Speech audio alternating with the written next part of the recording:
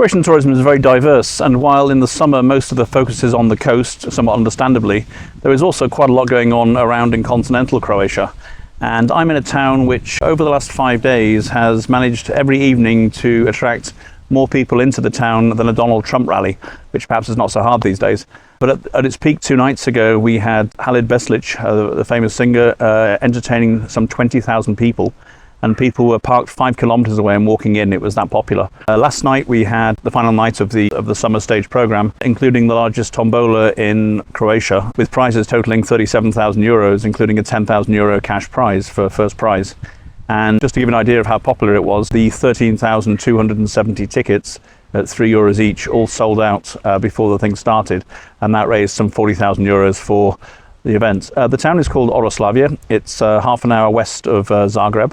And I was here last year for the same event. The mayor, Viktor Šimunić, who was an independent who exposed some corruption before he became the mayor and then took over.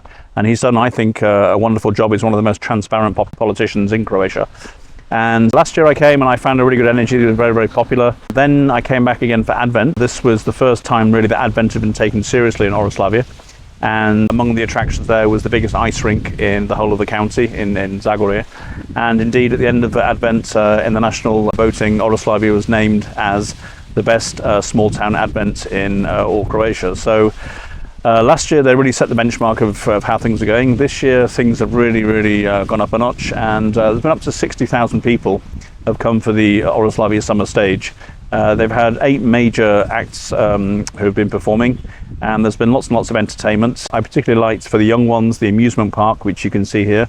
Plenty of rides going through the night, so that's away from the main stage. That's another bit of entertainment.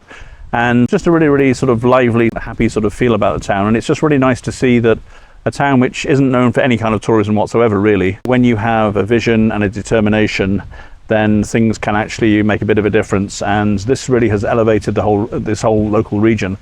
But it's not just tourism here in Oroslavje. There's a lot going on in terms of infrastructure works and so on, and you know, Mayor Šimunić is quite determined to improve things. Since I came last year, you had the football pitch with the sports centre, which was under construction last year. That's now finished.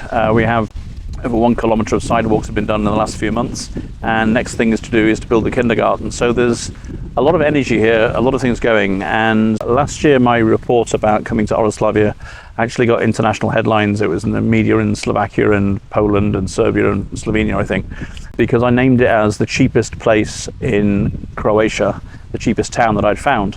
And I found 3 things that I sort of benchmarked this on when everybody was complaining about prices last year. So I found a half litre of Laško beer, which is my favourite beer, for €1.80.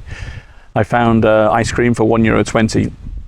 And I found this amazing pizza, which fed easily 3 people, for €7.20. So using the 3 things that people look for in tourism, pizza, beer and ice cream, I came at €10.20, which is pretty reasonable, really. And so this actually started a lot of a debate and stuff, and people looking at the prices down on the coast.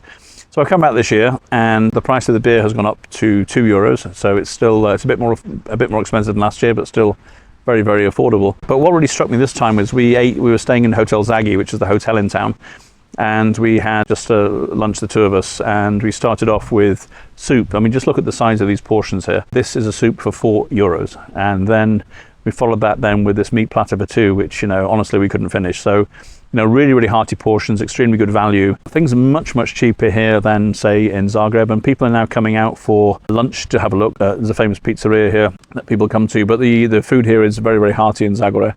And so it's just a town which is a little bit outside Zagreb, which is really trying, and has put on a really outstanding exhibition here for its local residents and also people roundabout and also elsewhere.